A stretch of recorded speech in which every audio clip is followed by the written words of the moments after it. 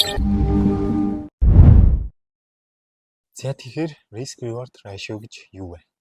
За тэгэхээр RRR гэсэн гурван одоо бүсэгний товчлол товчлол нь бол ерөөдөө RRR гэхдээ яг дэлгэрүүлээд унших юм бол risk reward ratio гэж уншигддаг. Тэгэхээр энэ маань бол үндсэндээ алдагдал ашигын харьцуулалт буюу хэмжээ байгаад байгаа. За алдагдал ашигын хоорондын ratio байна гэсэн үг шүү дээ, тийм. Окей.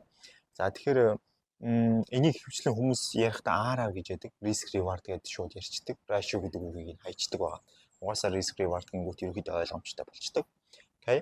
За тэгэхээр risk reward ratio гэдэг зүйлийг яаж тодорхойлдог юм бэ? Ер нь юунд хэрэгтэй юм бэ гэж. За эхлээ яаж тодорхойлдог тухай нь ярив. Risk reward ratio-г тодорхойлохдоо та өөрийнхөө risk гэдгийг чинь гаргаж байгаа зүйл нь болохоор таны entry цэгээс stop loss цэг хүртэлх хоорондын зайг хэлж байгаа. Reward гэдэг нь болохоор таны entry цэгээс TP хоорондын зайг хэлж байгаа.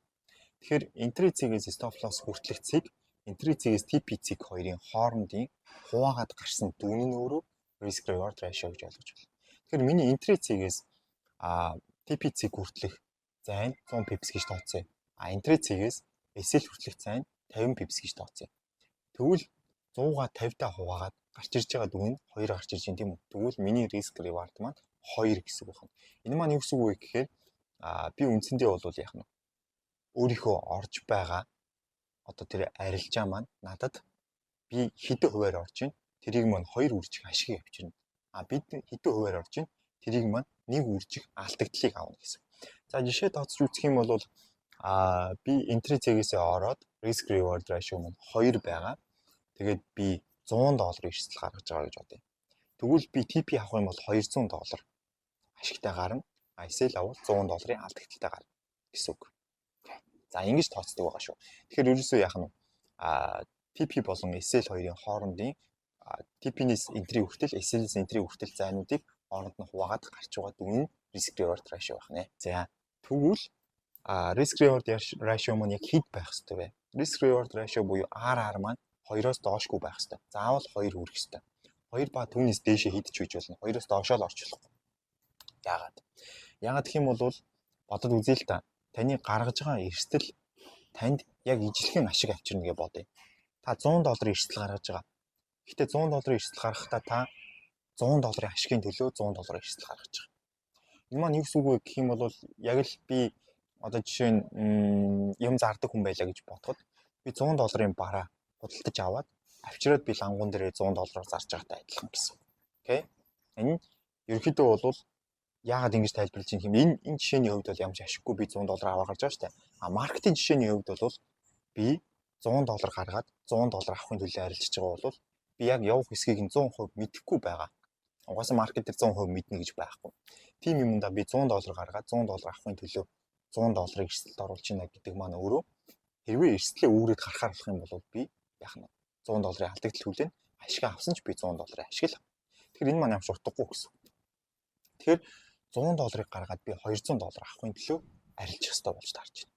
Тэр нь өөрөө юу гэсэн үг гэхээр нэгэн эрсдэл нь 2 risk reward маань яг энэ дээр гарч ирнэ. Та өөрийнхөө гаргаж байгаа эрсдлээ 2 дахин үржиж чадахгүй бол арилжаанд орж ирэхгүй. Тэгэхээр таны RR чинь заавал нэгэн эрсдэл нь 2 байх ёстой гэдэг маань юм учиртай байна гэсэн. Тэгэхээр тэгвэл risk reward яагаад заавал тооцох ёстой юм бэ гэдэг талаар ярилцъя. Тэгэхээр risk reward-ыг яагаад заавал тооцох ёстой вэ гэх юм бол данс өөрөө өсөх ёстой. За жишээ нь одоо $1000 данс байлаа гэж бодоход би 1100 болгонгуудлаа дансаа аваа гарчихгүй шүү дээ. Би тэр $1000 данснаас дансаа өсгөөд тэндээсээ тогтмол ашиг хүртээд явахыг хүсэж байгаа. Тэгвэл данс өсөх процесс маань яаж явагддаг вэ гэвэл 1000 гойж аваад 1100, 1200, 1300, 1400 гэдээ явдаггүй. 1000 гойж аваад 900 болж унаал, 900 ээжсэн 1100 болоод, 1100 ээжсэн 1000 болоод, 1000 ээжсэн 1200 ч юм. Ийм байдлаар буюу алдагдал болон ашгууд маань сөөлжилж үндсэндээ данс маань өсдөг. Тэгэхээр тэр алдагдал болон ашгууд сөөлжилнө гэдгийг мэдж байгаа болохоор бид нэр яах ёстой. Алдагдал хийлээхэд алдагдлаа нөхөд ашигтай гарах арилжааг хийх ёстой болно. Тэгэхээр ерөөсөө яах вэ гэхээр урт хугацаанд дансыг өсгөхийг гэвэл нэгэн эрсдэл нь 2 ба түүнээс дээш risk rewardтай арилжаануудыг хийх ёстой. Нэгдүгürt. Хоёрдугаарт нь юу байх вэ гэхээр та яг л тууштай байх ёстой болж байна. За энэ яг risk reward ratio гэдэг дээр бол нэмээд орж ирж байгаа зүйл нь бол тууштай байх асуудал яригдж байгаа. Тууштай бөгөөд сахилга баттай байх. Тэгэхээр тууштай бөгөөд сахилга баттай байна гэдэг маань юу гэсэн үг гэхээр тухайн дансан дээрээ та алдагдал болон ашгуудыг сөөлжлүүлж авж байгаа тохиолдолд алдагдaltaа хийх хэмжээний сэтгэл хөдлөл үзүүлээд би угаасаа чадахгүй мөн гэж дансаа хаахгүй. Ашигн дээр хитэх хэмжээний сэтгэл хөдлөл үзүүлээд хэмжээний риск гаргахгүй.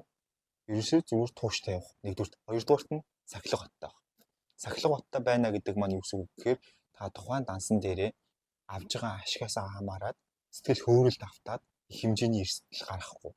Эсвэл бол алдсан арилжаанаас болоод тухайн дансыг хаахгүй. Яг адилхан тийм ээ. Тэрэн дээр хамгийн гол нь нэг л эрсдлийн хэмжээгээ бариад явах хэрэгтэй. Яагаад нэг эрсдлийн хэмжээгээ барих хэрэгтэй юм бэ? Яагаад вэ гэх юм бол урт хугацаанд та ашигтай ажиллана гэж харах хэрэгтэй тухайн дансан дээр. Тэгэхээр бид нэр жишээ нь анх дансыг эхлүүлэхдээ тухайн дансан дээр 1% эрсдэл барьж исэн. 1% эрсдэл барьж исэн нэг арилжаа авсан нь угаасаа би чадах юм байна шүү гэдэг 2% эрсдэл барьж болохгүй гэсэн. 1% эрсдэл гаргасан арилжаагаа та автсан байлаа гэж бодоход 2% эрсдэл гаргасан арилжаагаа та алдах магадaltaй. Тэгэхээр дансыг өсгөх процесс маань өөрөө удаанаар урт хугацаанд явагддаг зүйл. Тийм учраас нэг эрсдлийн төвшингөө бариад урт хугацаанд тууштай бөгөөд сахилга баттай байх нь дугаан дансыг өсөх шалтгаан болж өгдөг. Окей. За ийм байгаа шүү. Тэгээд энд бол мэдээж урт хугацаанд сахилга баттай байх дээр хамгийн гол зүйл маань бол риск менежмент байгаа. Риск менежмент дээр бол хамгийн чухал зүйл маань нэг эрсдлийг барих, нэг эрсдлийн төвшингөө барих. Хоёрдугаарт нь 2R ба түүнээс дээш артай арилжаануудыг хийгээд явах. За эднэр байдаг баг шүү. За ийм байна золоосаа тэгээд дараагийн хичээлээр уулзлаа. Түр баяртай.